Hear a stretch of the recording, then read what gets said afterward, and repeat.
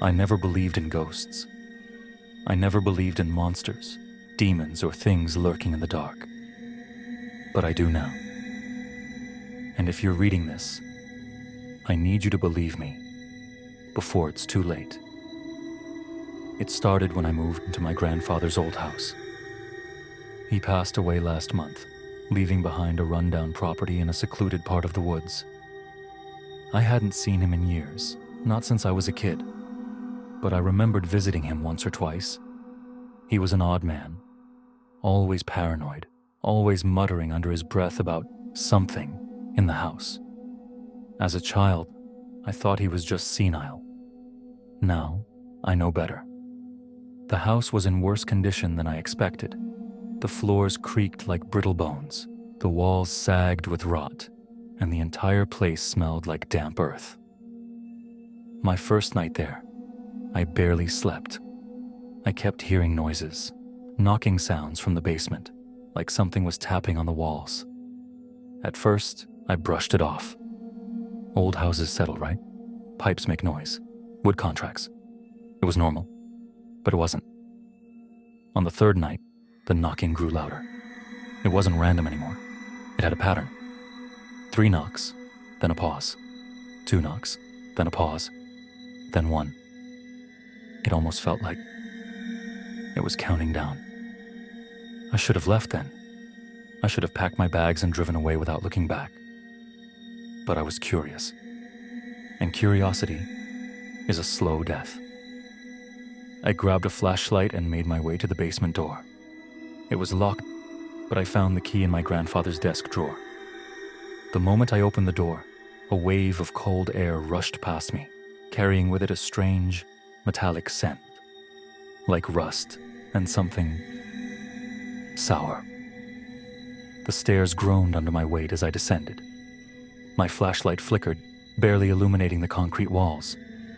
The knocking had stopped, but the silence was worse. It felt expectant. Then I saw it. A hole. You looked inside. It took a step toward me. I ran. I don't remember how I made it to my car. I don't remember starting the engine or speeding down the dirt road. But I remember looking in the rearview mirror. The house was gone. In its place was the hole. Massive now, swallowing everything. And standing at the edge was my grandfather. He raised a bony hand and waved. That was a week ago. I'm in a motel now, far away from that place, but I can still hear the knocking. In the walls, under the floor, 3 knocks, a pause, 2 knocks, a pause, 1 knock. It's getting closer. I don't think I escaped. I think I brought it with me. And if you're reading this, check your floor. I never believed in lost time. I never believed in places that shouldn't exist. But I do now. And if you're reading this, you need to listen. You need to believe me. Because it's still out there. And it's looking for someone new. It started after I moved into a small, old house at the edge of town. It wasn't anything special. Just a 1-story place with a basement and a cramped attic. But it was cheap. And after everything I'd been through, I just needed somewhere to start over. The first few nights were fine. Quiet. Peaceful even. Then, while unpacking, I found the blueprints. They were tucked inside a kitchen drawer, brittle with age. I unfolded them carefully, tracing my fingers over the faded lines. The layout was simple. 2 bedrooms, a living room, a small hallway leading to the basement door. But something was off. According to the blueprints, there was another room. A small one, wedged between the kitchen and the hallway. But when I checked, there was nothing there. Just a solid wall. No door. No space for another room. I told myself it was a mistake. Maybe an old design that had been changed before construction. But I couldn't shake the feeling that something was wrong. That night, I woke up to a sound. A slow, deliberate creaking, like a door opening. I sat up in bed, heart hammering. The house was dark, silent, but something felt different. Then I saw it. A door. Right where the missing room should have been. It hadn't been there before. The wood looked old, warped with age. There was no knob, just a keyhole, impossibly dark. I should have left. Should have walked out right then and there. But I didn't. I stepped forward, reached out, and the door slammed shut. I stumbled back, my breath caught in my throat. The house was silent again, the air heavy, expectant. When I turned on the light, the door was gone. Just a solid wall, like it had never been there. I barely slept, and when I did, I dreamed. I was standing in front of the door again, but this time it was open. The room beyond was impossibly dark, like a void swallowing all light. But I could hear something inside. Shuffling. Breathing. And then, a single pale hand reached out from the darkness. The fingers were long, too long. The skin was stretched thin, like old parchment. The nails were cracked, jagged, and as they scraped against the doorframe, a sound like tearing fabric filled the air. I woke up gasping, drenched in sweat, and when I sat up in bed, the door was back, standing there, silent, waiting. I tried to ignore it. I tried, but every night, it came back, sometimes open, sometimes closed. Sometimes I swore I could hear faint knocking from the other side. I stopped sleeping. I stopped eating. My reflection in the mirror grew hollow-eyed, my skin pale and clammy. And then, the whispers started. At first, they were faint. Just a murmur, slithering through the house like a draft. But by the third night, I could hear my name, spoken from the other side of the door, a voice that sounded almost human. I moved out of the bedroom, tried to sleep in the living room. It didn't help, because now, the door was following me. No matter where I went in the house, I'd wake up to find it there, in the hallway, the bathroom, the kitchen, always standing slightly open, always waiting. I stopped sleeping entirely. I sat in the living room, clutching a knife, waiting for something, anything to happen. Then, around 3 a.m., the air turned cold. The shadows stretched, twisting like fingers, and the door creaked open. Slowly, something stepped out. It was tall, thin. Its body was wrong, as if it had been human once but had forgotten how to be. Its limbs were too long, its head tilted too far to one side. Its eyes, black, hollow pits, locked onto mine. It smiled. Then it moved. I don't remember running. I don't remember getting into my car, but I remember looking in the rearview mirror and seeing the door, standing at the edge of my driveway, waiting. I left that house. I moved halfway across the country. I don't tell people what happened because I don't think they'd believe me.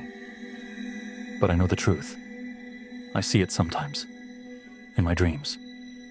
The door, the room that shouldn't exist, and the thing inside, still waiting.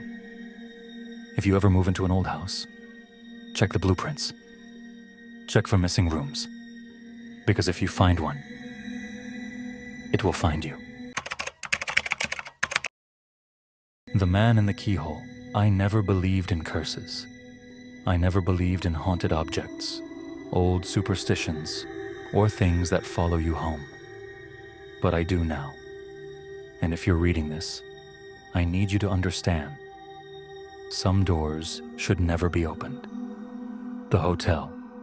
It started when I checked into a cheap hotel off the highway. I was driving cross-country, exhausted, desperate for sleep. The place wasn't much. Faded carpet, flickering lights, an old man at the front desk who barely looked at me when he handed over the key. "Room 304, he muttered. No guests in the room across from you, so it should be quiet. I nodded, took the key, and headed upstairs. Something felt off the moment I stepped into the hallway. The air was stale, like the windows hadn't been opened in years. The wallpaper was peeling in long, curling strips, revealing something dark beneath. And the lights, dim, buzzing, cast shadows that twitched when I wasn't looking. I shook it off. Just fatigue. I found my room, unlocked the door, and stepped inside. It was normal. Bed, desk, TV. A single window overlooking the parking lot. But when I turned to lock the door behind me, my stomach dropped. Because the room across from mine, the one that was supposed to be empty, had a door too. And in the center of that door, just below the handle, was a keyhole. The first night I told myself it was nothing. But as I lay in bed, staring at the ceiling, I couldn't stop thinking about it. About that keyhole. It felt wrong, like it was watching me. Sometime around 2 a.m., I heard it. A slow, deliberate knock from the other side of the hallway. I sat up, hard hammering. Another knock. Then, nothing. I waited, gripping the sheets, barely breathing. Then I heard something else. A faint, shuffling movement. Like footsteps, but not quite. They scraped along the floor. Too slow, too uneven. Something dragging itself just outside my door. I wanted to check. I wanted to look. But instead, I pulled the blankets over my head and squeezed my eyes shut until sleep finally took me. The keyhole. The next morning, I opened my door carefully, peering into the hallway. It was empty. But the door across from me, the one with the keyhole, was different. There were scratches on the wood just below the handle. Deep, jagged grooves like someone had been clawing at it. I told myself it had been there before, that I just hadn't noticed. I told myself a lot of things. But as I stepped into the hallway, something caught my eye. The keyhole. There was something inside it, a darkness that didn't look quite natural. Like the hole wasn't just hollow space, but something deeper. Something alive. I hesitated. Then, against every instinct screaming in my head, I leaned in. I looked inside. For a second I saw nothing. Just an endless void stretching into blackness. Then, a single bloodshot eye stared back at me.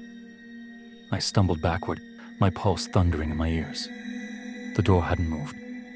The keyhole was empty again. But I knew what I saw. The warning. I ran downstairs, straight to the front desk. The old man was still there, half asleep, barely looking up as I approached. That room across from mine, I panted. Who's in there? His expression barely changed. No one, he said. I shook my head. That's not true. Someone knocked on my door last night. I swallowed. I wasn't sure what I saw. The old man sighed, rubbing his temples. Then, after a long pause, he said something that made my blood turn to ice. You looked through the keyhole, didn't you? I didn't answer. I didn't have to. His expression darkened. There used to be a man in that room, he said quietly. Years ago. He never left, never spoke. Just stood there, staring through the keyhole. The maids avoided him. Guests complained. Said he'd knock on their doors at night. That he'd watch them. I felt sick. What happened to him? I whispered. The old man stared at me for a long time before answering. We found him one morning, still standing in that room. But his eyes... He trailed off. Then, in a voice barely above a whisper, he said, they were red. Bloodshot, like he hadn't blinked in years. I backed away. That's impossible. The old man shrugged. Maybe. But he's gone now. He hesitated. But sometimes, people still see him. The final night, I didn't sleep that night. I didn't turn off the lights. I just sat in bed, waiting. At exactly 2 a.m., I heard it again. Knock. Slow. Deliberate. I squeezed my eyes shut, heart pounding. Knock. Closer this time. Then, the air turned frigid. The lights flickered. And from behind my door, inches away, I heard it. A slow, shuddering breath. I wasn't alone. I wasn't alone. I wanted to scream, but I didn't move. I didn't look, because I knew. If I looked, I would see it. And if I saw it, it would see me too. The escape. By sunrise, the knocking had stopped. The air was warm again. The shadows no longer watched me. I packed my things and left without looking back. As I passed the front desk, the old man didn't ask me anything. He just nodded, as if he already knew, as if he'd seen it happen before.